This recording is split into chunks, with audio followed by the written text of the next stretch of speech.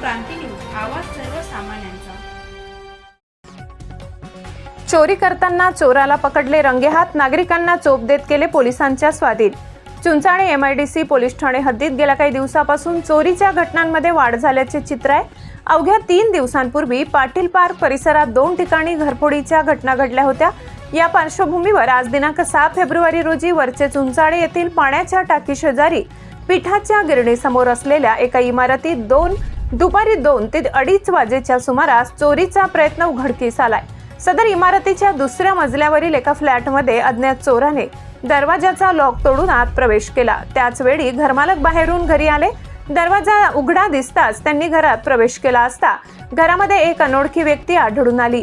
त्याच्याजवळ screw driver व इतर चोरीसाठी वापरली जाणारी साधने होती।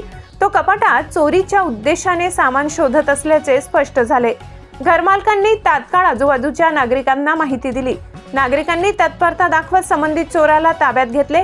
काही संतप्त नागरिकांनी त्याला चोप दिल्याची माहिती आहे। घटनेची माहिती मिळताच एमआयडीसी चुंचाळे पोलिसांनी तात्काळ घटनास्थळी धाव घेत चोराला ताब्यात घेतले।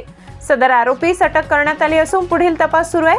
या चोरांच्या अटकेमुळे परिसरात अलीकडे घडलेल्या घरफोडीच्या घटनांना उलगडा होण्याची शक्यता पोलिसांकडून व्यक्त करण्यात येत आहे।